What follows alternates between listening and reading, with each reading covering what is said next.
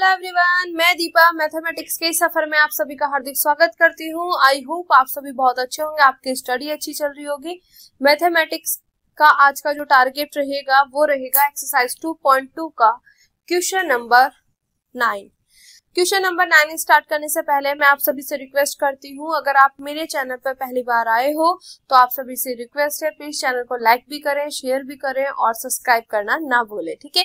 क्योंकि हम आप सभी के लिए इतनी मेहनत कर रहे हैं तो एक लाइक और एक सब्सक्राइब तो बनता ही है। देन अपने जूनियर और जो भी आपके रिलेटिव में ऐसे हैं या जो फ्रेंड्स हैं जहाँ पे भी आपको लगता है कि बीएससी के स्टूडेंट हैं, प्लीज उन तक ये लेक्चर्स जरूर पहुंचाएं। एंड अगर बात करें तो ये सॉल्वेबल फॉर वाई से रिलेटेड हमारे क्या है क्वेश्चंस चल रहे हैं, ठीक है। तो सॉल्वेबल फॉर वाई के लिए हमें 5 स्टेप्स याद रखने होते हैं, उन्हीं स्टेप्स के बेस पे हम इनको सॉल्व करते हैं। तो यहाँ पर हम स्टेप टू स्टेप में बताती चली जाऊंगी और सभी क्वेश्चंस में मैंने बताए हैं, तो आई होप आपके माइंड में प्रॉपरली हर स्टेप सेट होगा, ठीक है। तो सबसे पहला स्टेप क्या है? सबसे पहला स्टेप में हम यही जानेंगे क्या यहाँ पर हम सॉल्वेबल फॉर वाई अप्लाई करेंगे कि नहीं करेंगे। तो सॉल्वेबल फॉर वाई के लिए आपको क्या करना है, आपको ये चेक करना है बेटा, क्या मैं वाई को एक्स और पी के टर्म में लिख पाऊंगी, एक्सप्रेस कर पाऊंगी। देखो मेरे पास 3 है यहाँ पे, एक्स, वाई और पी। तो क्या मैं वाई को एक्स पी के टर्म में लिख पाऊंगी या नहीं, मतलब मेरे पास जो गिवन डिफरेंशियल इक्वेशन है वो क्या इस फॉर्म में है। तो पहला यही चेक करना है। अगर इस फॉर्म में आपको दिखाई देगी तो आप कहोगे हाँ मैं इसको सॉल्वेबल फॉर वाई से सॉल्व कर दूं, ठीक है। आगे बात समझ, किसी को कोई दिक्कत यहाँ तक, ठीक है। तो यहाँ पर स्टेप नंबर फर्स्ट ये लिखोगे, here the given differential equation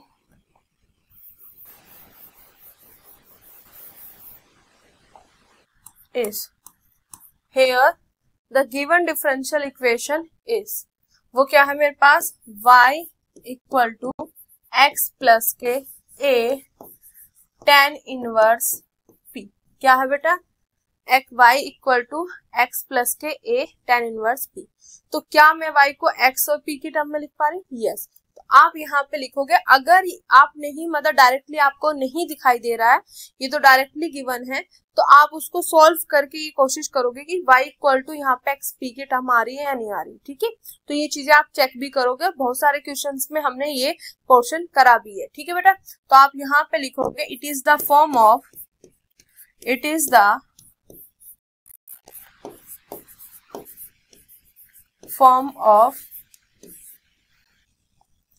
y equal to, ये फंक्शन है या हम किसकी टर्म में लिख सकते हैं, एक्सपी की फॉर्म में। तो ये मेरे पास इस फॉर्म में है, तो हम यहाँ से इसको सॉल्वेबल फॉर y से सॉल्व कर सकते हैं। तो जैसे ही ये इस फॉर्म में है तो यहाँ पे आप इक्वेशन नंबर फर्स्ट दे दो बेटा। तो आप स्टेप नंबर 2 में जाओगे बेटा। स्टेप नंबर 2 क्या कहता है, ठीक है, सॉल्वेबल फॉर y से सॉल्व हो रहा, ओके। तो यहाँ पे फाइंड करो dy upon dx। dy upon dx का क्या मतलब है, क्या फर्स्ट को डिफरेंशिएशन कर दो विद रेस्पेक्ट टू x। तो यहाँ पे आप करोगे डिफरेंशिएशन, तो differentiation with respect to x। x के रेस्पेक्ट में आप डिफरेंशिएशन करोगे तो यहाँ पे क्या आएगा मेरे पास, dy अपॉन dx। किसी को कोई दिक्कत यहाँ तक, सभी को क्लियर है बेटा। इक्वल टू x का x के रेस्पेक्ट में 1 प्लस a, मेरे पास कोई ना कोई कांस्टेंट, आर्बिट्ररी कांस्टेंट, तो ये बाहर कांस्टेंट कोई ना कोई वो दे रखा होगा, ठीक है।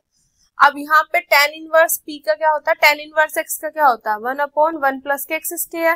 तो यहाँ पे tan इनवर्स p का क्या होगा, 1 अपॉन 1 प्लस के p स्क्वायर। अब फिर p की अगर हम बात करें तो p का क्या हो जाएगा, dp upon dx।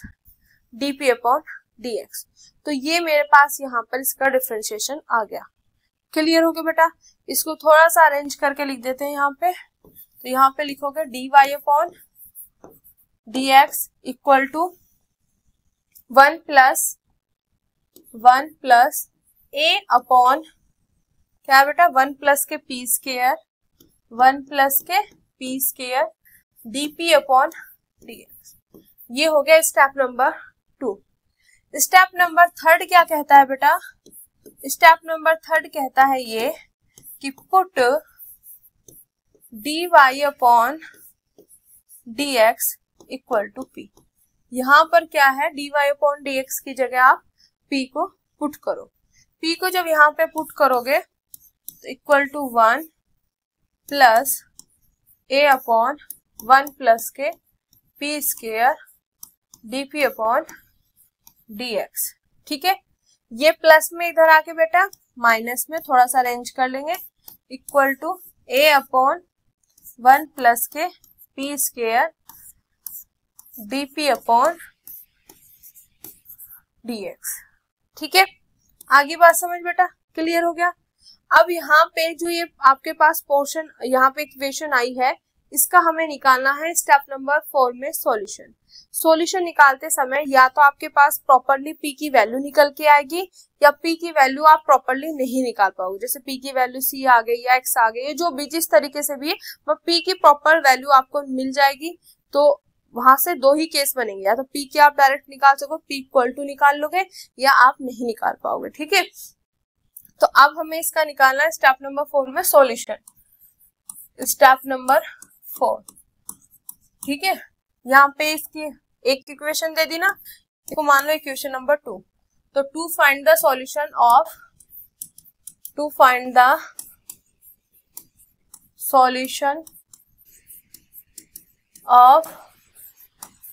Equation 2, to find the solution of equation 2।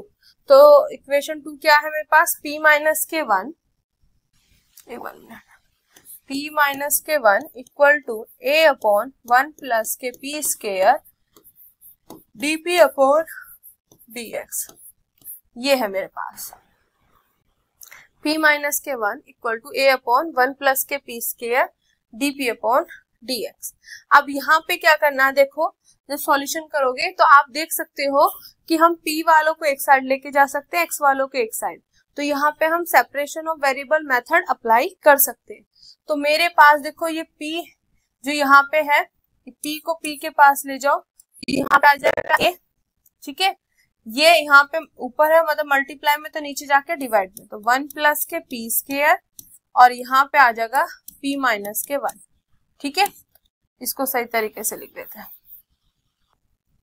a upon ये यहाँ चला जाएगा, तो p माइनस के 1 और 1 प्लस के p square dp as it is. ठीक है, तो मैंने क्या किया, ये वाला पोर्शन में तो इधर उठा के रख लिया, तो मेन चीज क्या, ये इधर आ गया। अब dx यहाँ पे था डिवाइड में, तो इधर जाके इक्वल टू के इधर मल्टीप्लाई में। तो क्या किया, यहाँ पे p वाले एक साइड आ गए और x वाला यहाँ आ गया। ठीक है, क्योंकि यहाँ से आप क्या कर सकते हो, देखो यहाँ पे ये लाइन आती dx इक्वल टू और इधर p वाला, तो मैंने p वाला इधर रख दिया, x वाला उधर रख दिया, बस इतना ही करा और सब एज इट इज है। ठीक है, किसी को कोई दिक्कत यहाँ तक? क्लियर हो गया? अब यहाँ पे करोगे आप इंटीग्रेशन, इंटीग्रेट करो। इंटीग्रेट करेंगे तो यहाँ पे a बाहर 1 अपॉन p माइनस के 1 और 1 प्लस के p स्क्वायर, यहाँ पे dp equal to integration dx, और यहाँ पे कोई ना कोई आर्बिट्ररी कांस्टेंट मैंने अभी ले लिया c। ठीक है, वहां पर कोई ना कोई आर्बिट्ररी कांस्टेंट मैंने वहां पर ले लिया। अब देखो dx का तो सिंपल x आ जाएगा।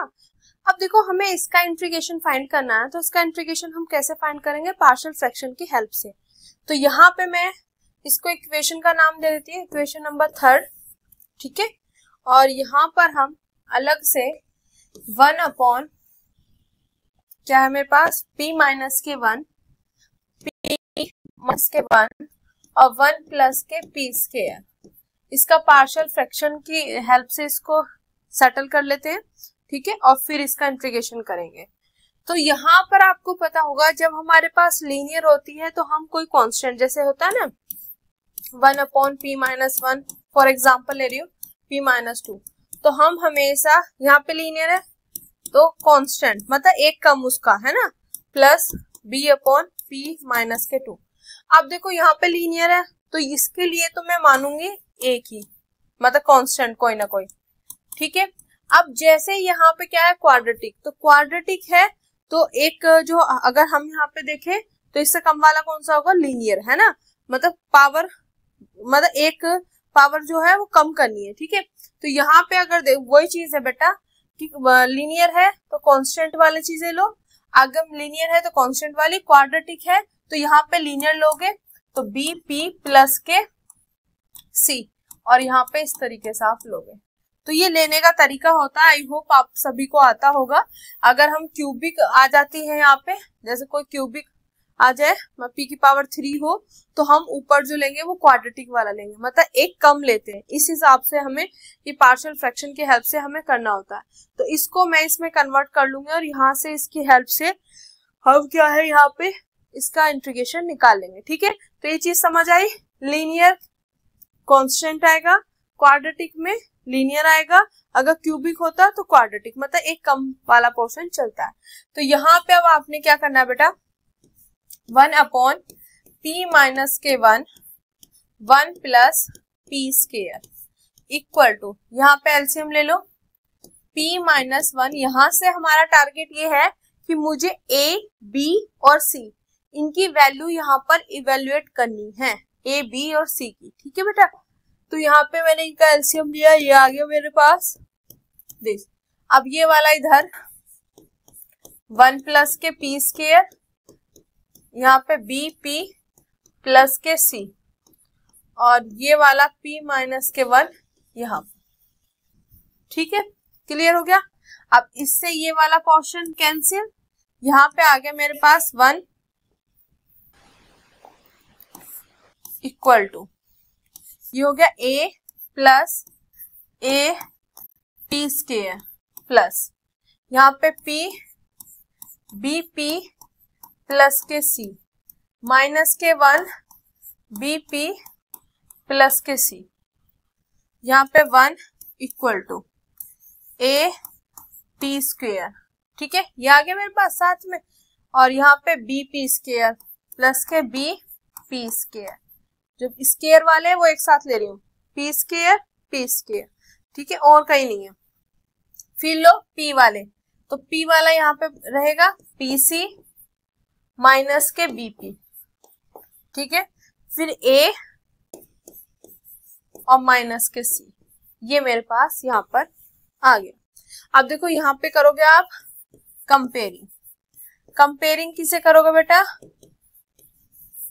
कंपेयरिंग करोगे यहाँ पे p स्क्वायर के कोफिशिएंट को, p के कोफिशिएंट को, और जो कांस्टेंट जो आ रही है जिसमें p नहीं है उसको। तो अगर आप देखोगे यहाँ पे तो है नहीं मेरे पास, तो इसको कैसे, p स्क्वायर है इधर नहीं, तो 0 p स्क्वायर प्लस के p है नहीं है 0 p, इस तरीके से। तो इधर p वाले p स्क्वायर वाले कितने हैं भाई, क्या कोफिशिएंट है इसका 0, इधर कितना a प्लस के b। तो इस तरीके से हम कंपैरिजन करके यहाँ पे कोफिशिएंट को कंपेयर करेंगे और a b c की वैल्यू यहाँ पे इवेल्युएट करेंगे। तो मेरे पास यहाँ से a प्लस के b, p स्क्वायर के कोफिशिएंट को कंपेयर किया तो a प्लस के b इक्वल टू, इधर की साइड है नहीं 0, दूसरा यहाँ पे p और p के c माइनस के b, c माइनस के b इधर नहीं है तो इक्वल टू 0, और यहाँ पे मेरे पास और क्या है, a माइनस के c equal to 1, a minus के c इक्वल टू 1, ये मेरे पास यहाँ पर आ गया, ठीक है। तो अगर यहाँ पे आप नोटिस करोगे तो a इक्वल टू किसके हो जाएगा, माइनस के b, यहाँ पे c किसके इक्वल टू हो जाएगा, b के, यहाँ पे एक किसके इक्वल टू आ जाएगा 1 प्लस के c, और c की वैल्यू क्या है मेरे पास b, सॉल्व करना है, c की जगह क्या रखूंगी मैं b, और b किसके इक्वल है माइनस के, क्यों माइनस से इधर चला, माइनस इधर चला जाएगा ना, तो b किसके इक्वल है भाई माइनस के a, ये माइनस में इधर आके बेटा प्लस में, तो a प्लस a क्या हो जाएगा 2a, और a की वैल्यू आ गई मेरे पास 1/2। अब जैसे ही a की वैल्यू आई तो b की वैल्यू क्या आ जाएगी माइनस के 1/2, b की वैल्यू आते ही c की वैल्यू क्या आ जाएगी माइनस के 1/2, ये मेरे पास यहाँ पर ए बी सी की वैल्यू यहाँ पर निकल के आ चुकी है। किसी को कोई दिक्कत यहाँ तक? ठीक है, अब यही वैल्यू आपने वहां पर पुट करनी है। तो मेरे पास क्या बन गया पोर्शन, 1/p माइनस के 1 प्लस के p स्क्वायर, 1/p माइनस के 1 अब 1 प्लस के p स्क्वायर। ठीक है, तो यहाँ पे a अपॉन क्या था, p माइनस के 1, तो a की वैल्यू क्या है 1/2, तो 1/2 p माइनस के 1 प्लस। ठीक है, यहाँ पे क्या है b की वैल्यू क्या है बेटा मेरे पास माइनस के 1/2, यहाँ पे p प्लस c की वैल्यू क्या है मेरे पास बेटा माइनस के 1/2, प्लस माइनस माइनस। ठीक है, अपॉन में मेरे पास क्या है 1 प्लस के p स्क्वायर, 1 प्लस के p स्क्वायर, ये मेरे सामने आ गया। अब इसको थोड़ा सा सॉल्व कर लो, रीअरेंज कर लो। ठीक है, और वहां पे इसको पुट कर देंगे, तो 1/2 p माइनस के 1।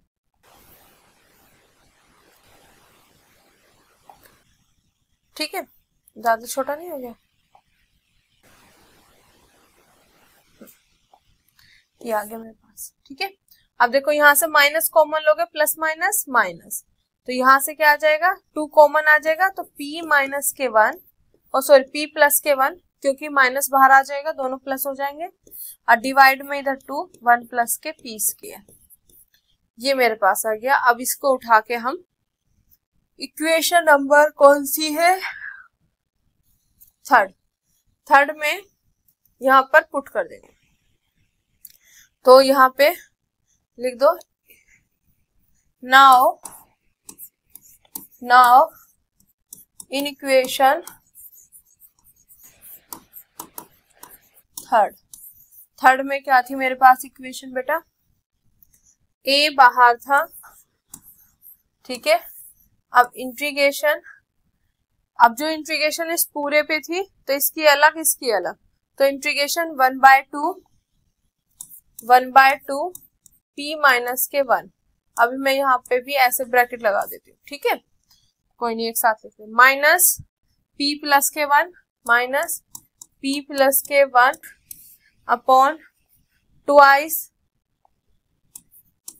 1 प्लस के p स्क्वायर। ठीक है, ये आ गया मेरे पास यहाँ पे इंटीग्रेशन। और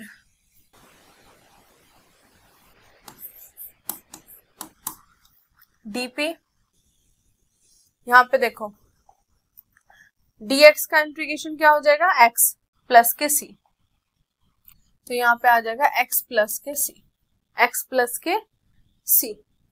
क्लियर हो गया बेटा, किसी को कोई दिक्कत यहाँ तक? ठीक है, आगे बात समझ बेटा। अब देखो 1/2 दोनों में कॉमन है ना, तो बाहर a/2 बाहर, यहाँ पे इंटीग्रेशन इसका अलग, इंटीग्रेशन 1/p माइनस के 1 dp माइनस इसके अपॉन में अलग इसके अपॉन में अलग, इंटीग्रेशन p/1 प्लस के p square dp plus minus minus integration 1/2 तो बाहर ही है ना। ठीक है, 1/1 प्लस के p स्क्वायर dp और यहाँ पर इक्वल टू में x प्लस के c, इक्वल टू में x प्लस के c, ये मेरे पास यहाँ तक आ गया। ठीक है, तो यहाँ पे a/2 एज इट इज बेटा, 1/x का क्या होता है log x, तो 1/p माइनस 1 का क्या हो जाएगा log p माइनस के 1। ठीक है, और p के साथ वाला लिखते हैं वो अपॉन में, तो यहाँ पे 1 ही है तो 1 लिखने की जरूरत है नहीं। अब 1/1 प्लस के x स्क्वायर, ये होता है tan इनवर्स x, तो tan इनवर्स p। ठीक है, यहाँ पे x प्लस के c एज इट इज। अब इसका करेंगे, देखो अगर आप देखोगे नीचे वाले का डेरिवेटिव ऊपर बैठा हुआ है, क्या है मेरे पास यहाँ पे इंटीग्रेशन p/1 प्लस के p स्क्वायर dp, यही है मेरे पास। ठीक है, तो यहाँ पे अगर आप देखोगे तो 1 प्लस के p स्क्वायर को मान लो t, तो यहाँ पे 2p dp equal to dt, मेरे पास क्या है p और dp ये है, तो 2 इधर चला जाएगा, तो ये आ जाएगा d/2। क्या आ जाएगा d/2। तो यहाँ पर ये सारी वैल्यू हम यहाँ पर पुट करेंगे, तो p dp की जगह क्या रख देंगे, p और dp की जगह dt/2। तो 1/2 में बाहर ले रही हूँ, dt यहीं पे और 1 इसकी जगह t, तो ये क्या हो जाएगा मेरे पास 1/t का log t, और t की वैल्यू क्या है 1 प्लस के p की है। तो यहाँ से मेरे पास ये इंटीग्रेशन आ गया, इसका वहां पे पुट कर देंगे, तो minus sign as it is 1/2 log 1 plus के p स्क्वायर।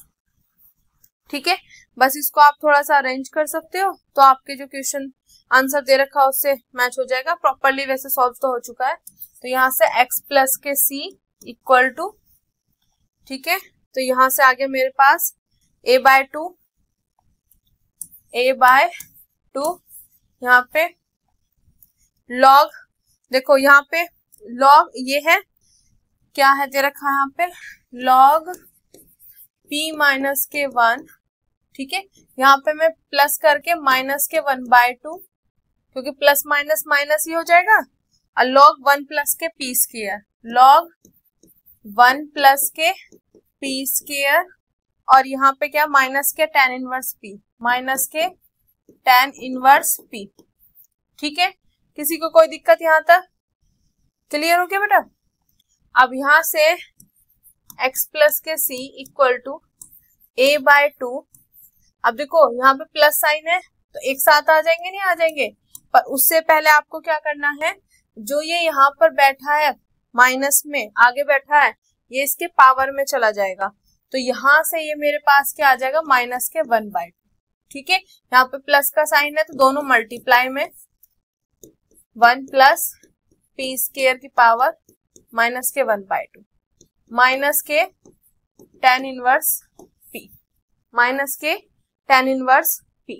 तो यहाँ तक ही पूरा पोर्शन समझ आ गया, बस यहाँ तक भी आप छोड़ सकते हो, कोई दिक्कत नहीं है भाई, क्लियर। बट इसको थोड़ा सा सिंप्लीफाई कर रहे हैं, जैसे आपका आंसर दे रखा और कोई बात नहीं है। तो इतना आपका यहाँ पर यह आंसर आ चुका है। अब देखो हमने क्या करना था स्टेप नंबर 4 में भाई, सॉल्व करके दो कंडीशन यहाँ पे हो सकती थी, या तो आप डायरेक्टली p की वैल्यू निकालते या नहीं। अब यहाँ से क्या आप p की वैल्यू डायरेक्टली निकाल सकते हो? नहीं। तो स्टेप नंबर 5 में आप क्या लिखोगे बेटा, स्टेप 5 में अगर p की वैल्यू निकल जाती तो आप p को एलिमिनेट कर सकते थे, बट यहाँ पे p की वैल्यू नहीं निकली तो आप यहाँ पे एलिमिनेट नहीं कर सकते। तो आप लिखोगे यहाँ पे we can not eliminate the value of p, p की वैल्यू को हम एलिमिनेट नहीं कर सकते। ठीक है, अगर p की वैल्यू निकलती तो एलिमिनेट करते, p की वैल्यू नहीं निकली है तो एलिमिनेट नहीं करेंगे। तो जब एलिमिनेट नहीं करेंगे तो केस सेकंड क्या कहता है, केस सेकंड कहता है कि आप x को pc के टर्म में लिखो और फिर y को भी pc के टर्म में लिखो। ठीक है, तो यहाँ पे ये x आप इसको c को उधर लेके जा सकते हो, बट आपके आई थिंक जहां तक है आपका आंसर जो है वो इसी फॉर्म में दिया हुआ है, बट अगर इसको आर्बिट्रेरी कांस्टेंट को आप उधर ले जाओगे तब भी कोई दिक्कत नहीं है। तो यहाँ पे x ये आ गया, x equal to a/2 log p minus के 1 प्लस p स्क्वायर की पावर 1/2 माइनस के tan इनवर्स p, ये आ गया। अब देखो जो आर्बिट्रेरी, क्योंकि हमें x को लिखना होता है p और c की टर्म में, तो आर्बिट्रेरी कांस्टेंट यहाँ प्लस में इधर जाके माइनस में चले जाएंगे, तो यहाँ पे आप क्या इसको c1 दे दो, है ना, क्योंकि इधर से प्लस में उधर जाके माइनस में, तो माइनस c को c1 मान लो। तो ये तो आर्बिट्रेरी कांस्टेंट का आप रीअरेंजमेंट कर सकते हो कि भाई इधर से इधर किस तरीके से करना वो कर सकते हो। दूसरा y को भी लिखना है p और c की टर्म में, तो आप देखो क्या y में x प्रेजेंट है, जो इसका y दे रखा है, यस उसमें भी x प्रेजेंट है, तो y इक्वल टू है x प्लस के a tan इनवर्स p। ये है मेरे पास क्या नाम है y, अगर y ये है तो इस x की वैल्यू आप यहाँ पे पुट करोगे, तब इसका सॉल्यूशन यहाँ पे लिखोगे। तो आप क्या करोगे, यहाँ पे y इक्वल टू एक्स की पूरे की वैल्यू ये लिखोगे a/2 log p माइनस के 1 प्लस के p स्क्वायर माइनस के 1/2 माइनस के tan इनवर्स p प्लस के C1 और लास्ट में मेरे पास क्या था, यहाँ पे जो a की x की वैल्यू पुट करने के बाद a tan इनवर्स p, ठीक है। तो ये हमारे पास इन दोनों को मिला के लिख दो, ये आपका सॉल्यूशन है। आगे बात समझ करना किस तरीके से, सिंपल सा फंडा, अगर p की वैल्यू यहाँ से निकलती तो p की वैल्यू को एलिमिनेट कर देते। p की वैल्यू यहाँ से नहीं निकली है तो आपको x को p और c के टर्म में लिखना पड़ेगा, y को भी p और c के टर्म में।